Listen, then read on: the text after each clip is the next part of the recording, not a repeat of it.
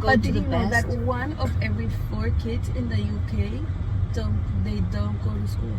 Really? Like at all, or they just go to? They don't go at all. There's like a huge issue.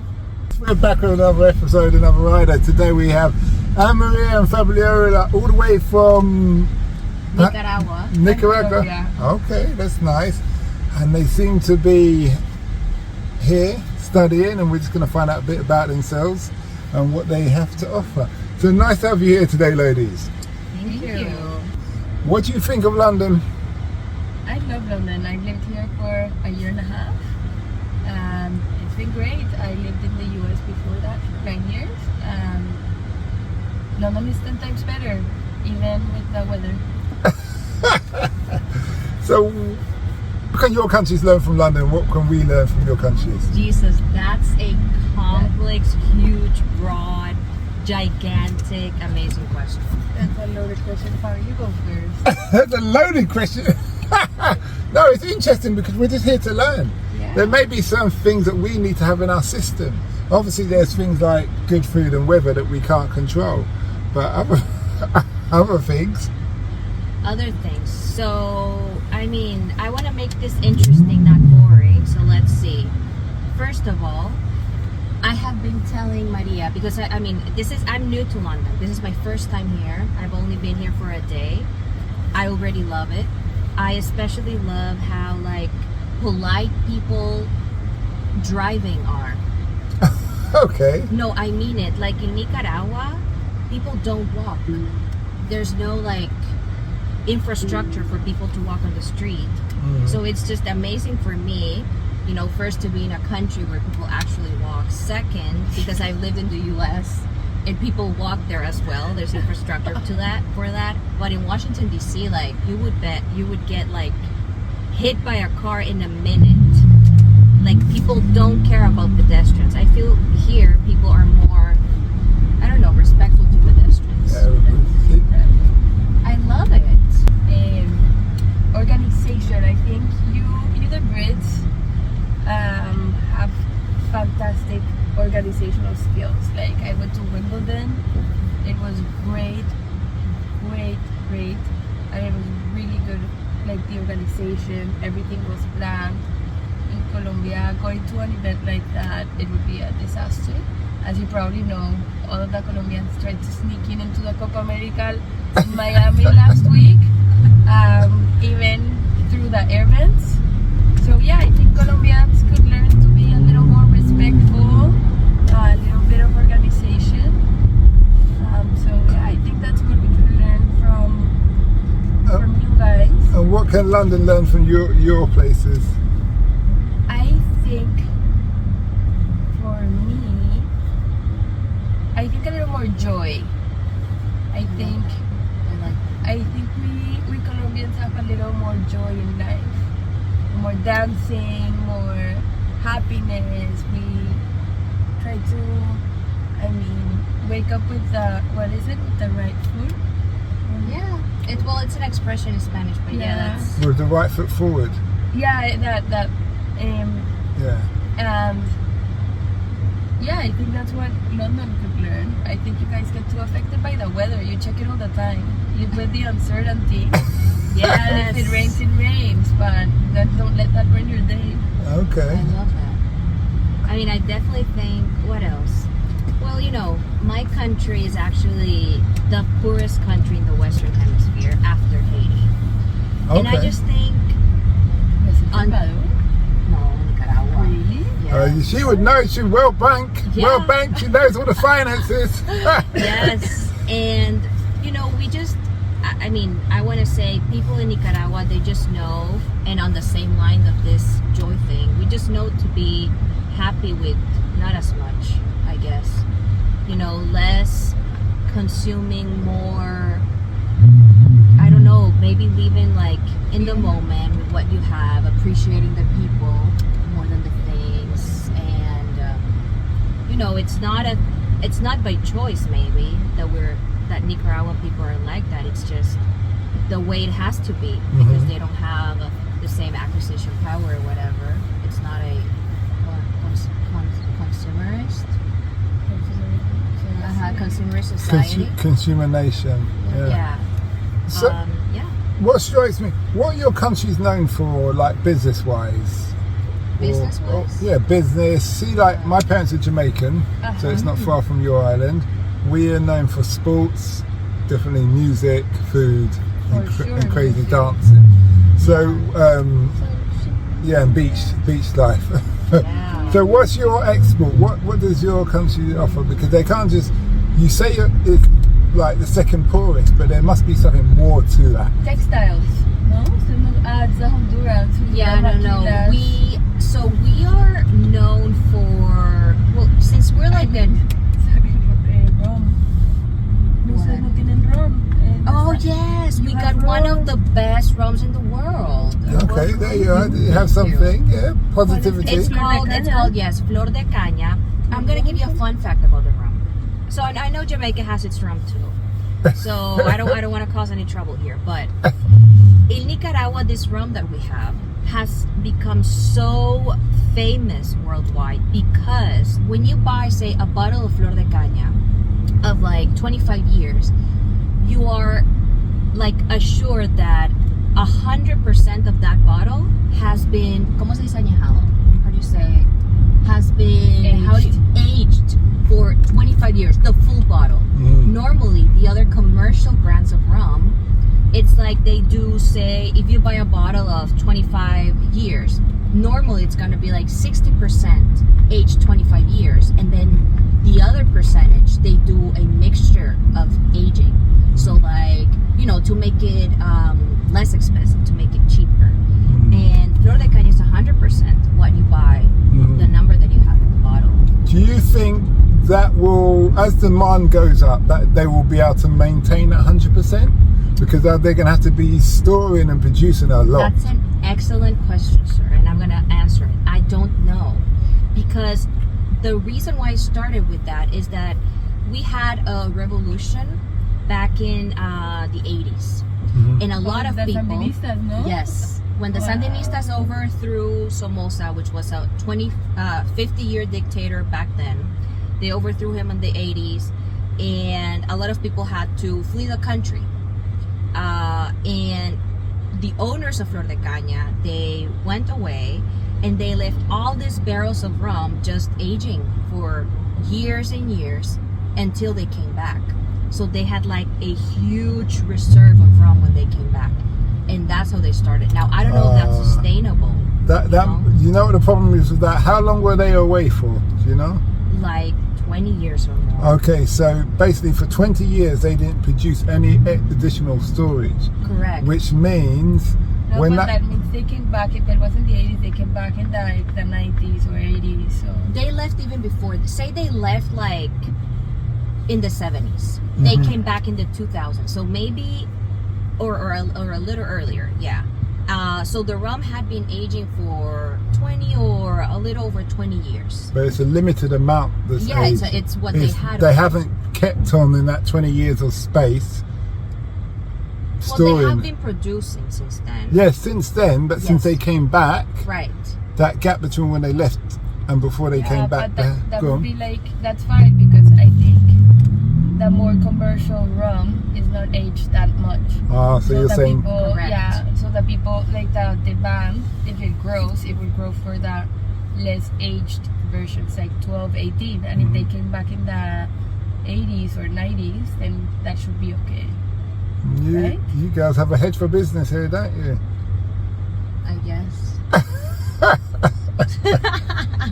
Okay. And what's your country known for? Me, I mean, I'm Colombian, so aside of what everybody defaults to, which is Pablito, yes. Pablo. Actually, but he helped the poor people, though, didn't he? He helped the poor people a lot. I mean, so I've interviewed other people who've been there, and they said there's all these houses, this area where all the poor people used to live, and he built houses for them. La Comuna 13. Yeah, I guess. I mean, he did help, but he also killed a lot of people. He also promoted violence across the country, violence culture in general. We call it narcocultura. So I think it's a two-edged sword in the way you're saying it. Yeah, it's true. Destabilized it politically as well. No? Destabilized, claro, he has with the Galan assassination and all of that. What I think is interesting, I actually read once that Peru exports more cocaine than Colombia in the world, but I don't know if it's true. I need to look it up. Well, if it's, let's see. You know why that would make sense? For el sendero and all of that. Because what country's more developed? There's that guy. What's that? What country's more developed? Peru or Colombia. yeah? I mean, technically, Peru, I think it was doing better, but I think it's still a little. No, developed wise, the Right, infrastructure. Today, Peru's GDP. No, mentira. Colombia's GDP is No, bigger. Colombia is bigger, but it's Sí. better because it's also geographically larger. Yeah. So what my point would be to that, if you've got more regions like Peru, there's lots of mountains. Yeah. We also have a lot of mountains. Okay. Colombia is actually, fun fact, one of the most biodiverse countries in the world. It holds the most species of birds in the whole world. And we have desert, we have valleys, Part of we the have Amazonas rainforest, is- exactly. We have the Amazon. Okay. We have the Andes, so we have mountains, and it's one of the largest mountain range, or longest mountain ranges in the world. We have deserts by the sea, and we have the two oceans, the Pacific and the Atlantic. And they have an island that they stole from Nicaragua. I don't want to talk about that. For the record. No, that We're island. taking the I microphone. grew up in that island, so no, I love It that was, island. I want to say. So you don't want to give it back? Obviously, we're They not gonna stole give it. it back. We didn't steal it. It's Yes, like- you did. All right. Can I ask you something then? Yes.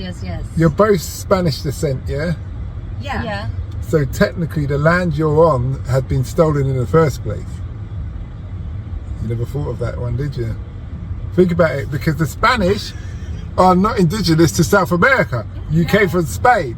So when you're arguing over an island, it's really somebody else's island. But I guess that's a valid point in a way. But I'm not fully 100% Spanish, so I do have some indigenous. What We both- are you? Aztec, Mayans? What's your Nicaragua were mainly Mayans. Mayans. I don't think I like ours. I don't know the tribes of Colombia. I'm trying to think like the same as Peru, were Incas. Los maybe? Incas. Inca, sí, vamos a yeah. ser Incas. Those are the three main ones: Incas, Aztecs, and Mayans. Yeah, those So I are went the to big ones. Mexico. Mexico or the Mayas? Aztecas. Aztecas. Yes, Mexico, Aztecas. Yeah. Incas, man. Los Mayas is Guatemala, all Central the America. middle ones. Sí. That's why we're also a lot of Mayans. I don't know, but I know I do have some indigenous blood. We all do. I mean, if you're from Central, South America, Yeah, you have some mestizo. Sí. So what does the future hold for you ladies? That's also a very great question. I don't know. I'm trusting the universe. I'm Actually, hoping yeah.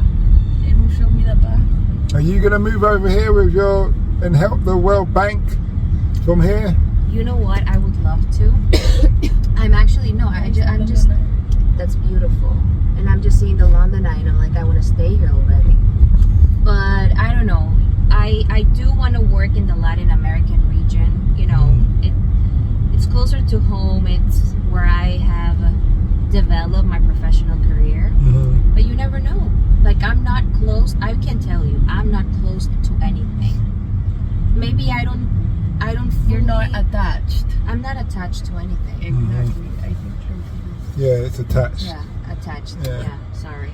No, don't worry. Mistranslation in there. Yeah. Well, I said start the day with the right foot. That's such a Fair. Sofia Vergara move.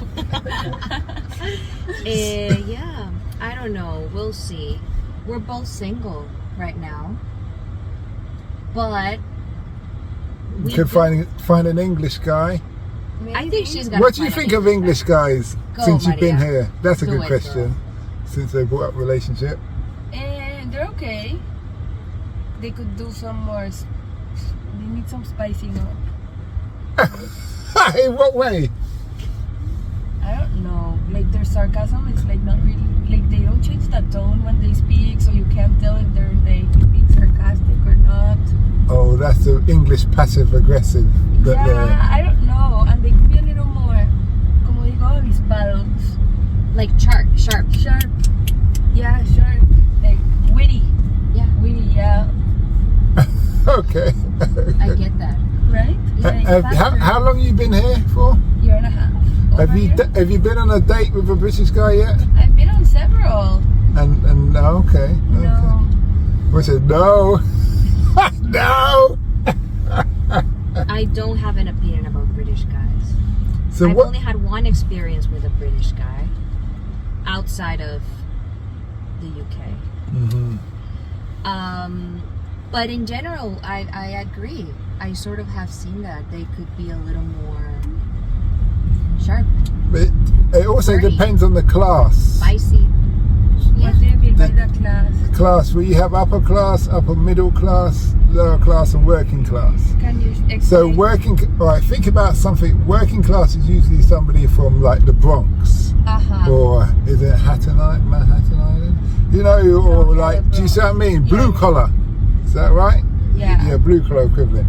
A blue collar job. Yeah, a blue collar job. There's always a debatable what makes someone working class and what makes somebody upper class. Yeah. Do you understand? But let's say you're in the World Bank, so you will meet a lot of middle class or middle upper class people. Do you see what I mean? People who went to the right schools, know the right people, or people who are trying to be like that and are in a bit of denial where they come from originally, but carry on like they were born into a comfortable position. Right. Does that make sense? It does, absolutely. Yeah. So because of the heritage of England, they have a lot of the aristocracy. They have a lot of what? Aristocracy. So where you've got different levels of where you are in society. They may not say it to you, but they look at you, and they, if you're in a like let's say you was working in the English section of the World Bank over here, you'll get somebody to say, "Oh, so where do you live?"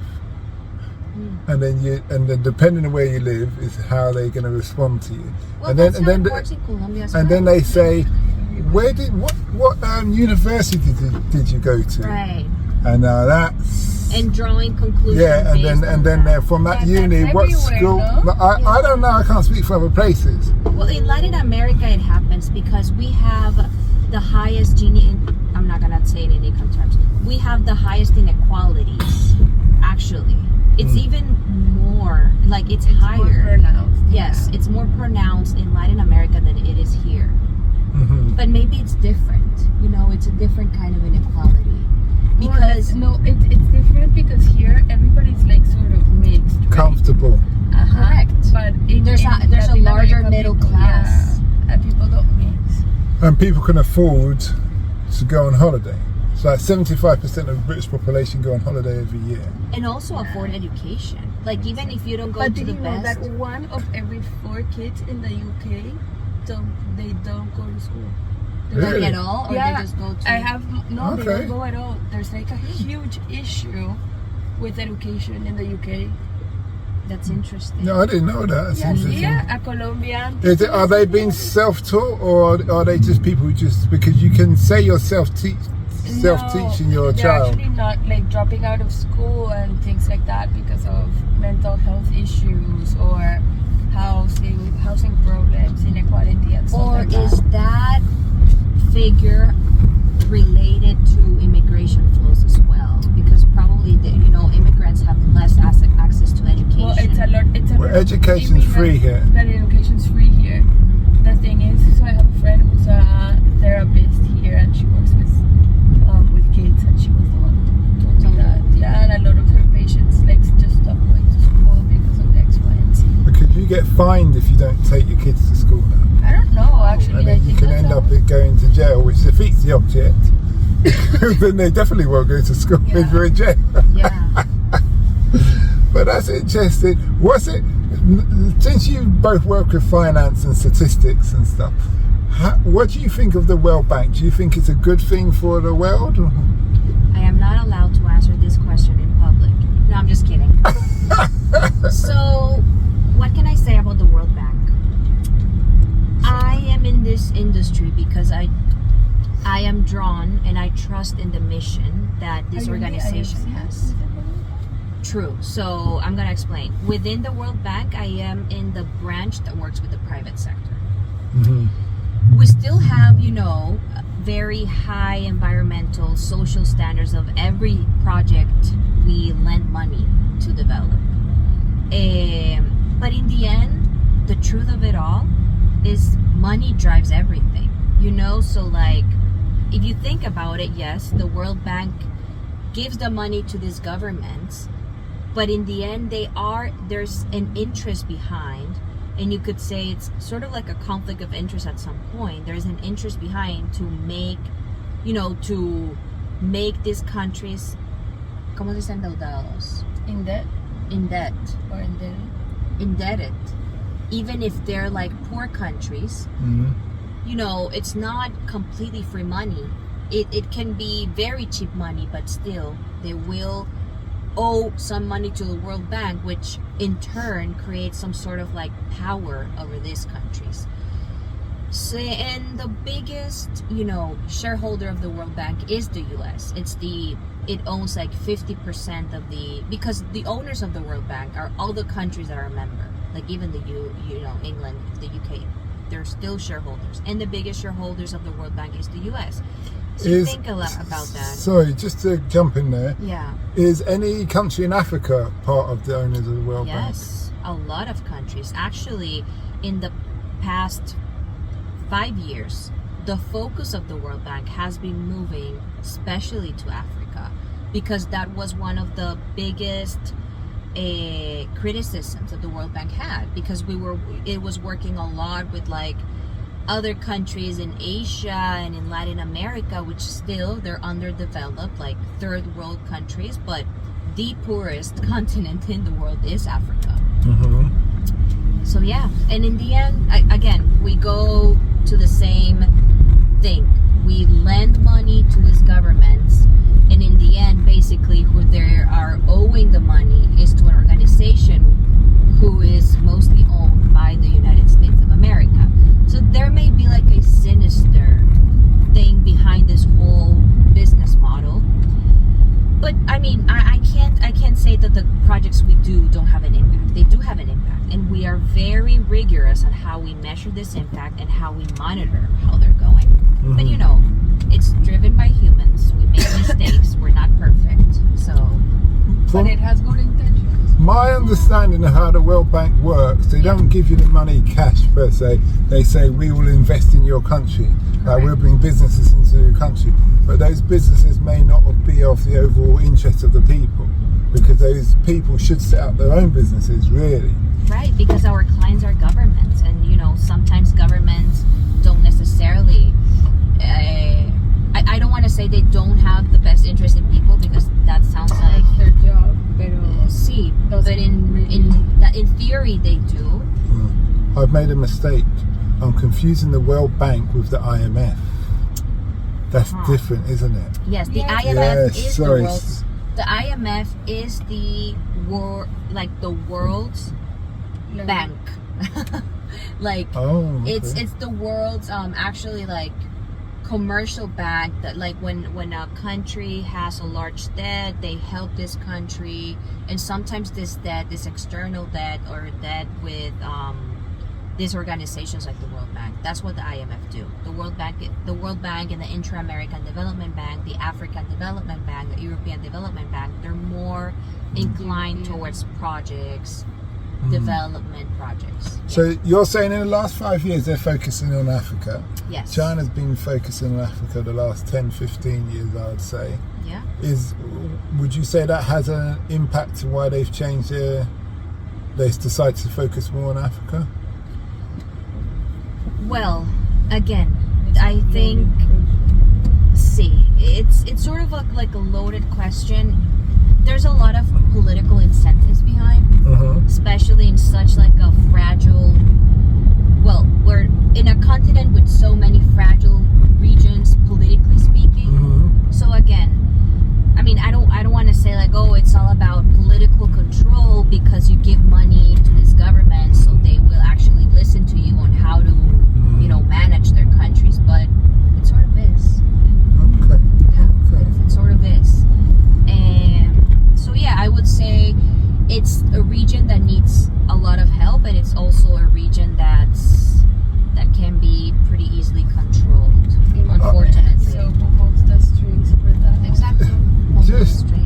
just to pick your minds and vary, in the world of finance, Bitcoin. What's your take on Bitcoin? Because you girls are... No, I don't know enough about Bitcoin. But do you think it will survive? Because it's going on still strong. Especially when that Microsoft thing happened the other day, Bitcoin shares went up. With the outage? Yeah, Bitcoin shares went up. What was it? 8% or something? Maybe it has to do with decentralization. Just, you know. Well, yeah, it's another thing, yeah, because it's a decentralized currency, I guess. I don't know, I think from what I gathered, the interesting thing about Bitcoin is blockchain and its technology. I think it's a complicated thing because it's decentralized. It makes it harder to track, so it makes it easier for criminals to receive money. It's a less exposed system in general. Exactly, but I don't think it's going away. No. No, if anything, it's just gonna get. Do you think all money will be digitized eventually? I don't think it's gonna be allowed because the What, financial. like the CBDCs? Because what's the name of it? yeah, Centralized. in China they do that already. You know, in China, if you buy a drink in a vending machine, it just scans your face and takes the money from your social credit thing and gives you the drink. Central bank digital currency. I don't know. I think it's complicated. I don't know what I've been struggling. What I don't know much about it. But it's like, how do you use monetary policies with a digitalized world? That's what I'm saying. That it's not gonna be allowed because, first of all, I mean, you would be. You know, it's a system that basically can eventually displace the financial system as we know it today. And I think there's a lot of power and lobbying from all these like huge banks to not allow a decentralized system that can basically be managed by algorithms, self-managed, you know. And then there's the regulatory side. You cannot. It's hard to regulate a decentralized system that's not managed by humans, basically. Yes, it's just so complicated. So yeah, it's complex. Well, we're coming to the end of our journey. Yeah. Oh, my last question to you is a light-hearted one. Oh, thank God. Oh my God! My nerves are like. Yeah. No, you know what it is? The concept of when the podcast is that people can learn from people. So you girls and ladies in the banking industry, so we're just learning and understanding and seeing how it runs. And I've learned quite a bit from you, so I appreciate that. I'm glad. If my question This is gonna be one of my highlights of my London visit. Okay, that's I good. promise to you. If based on your experience so far in life, what would you make your motto? If you had to make a family motto, what would that be? Oh, I have so I many. have mine. I have so many. I have mine completely clear. It's one word. Dale. My life mantra right now is surrender. That's my word. It's my word. I just know it. Don't tell your boyfriend that, your future boyfriend. So I know he's gonna use that all the time. Not in Not in that different type of context. surrender. No, I'm just saying he will use that at every opportunity. Strong, independent woman, right? This is more of a spiritual Yes. awakening situation. Correct. Okay For then. me, it's everything is figure outable. Everything has a solution. You just need to find it. Don't stress about it. That's similar to what I said in a job interview one time why they gave me the job. Really? I said what I've learned from my time in the military is that there's no such thing as a problem. There's only situations we haven't found solutions for yet. I love that. Yeah. I love and that. he said he gave me the job on that basis because that's a can-do attitude. Definitely. And that's what he needs as a team player. Love it. So thanks a lot, ladies. And we wish you well. Thank you, you too.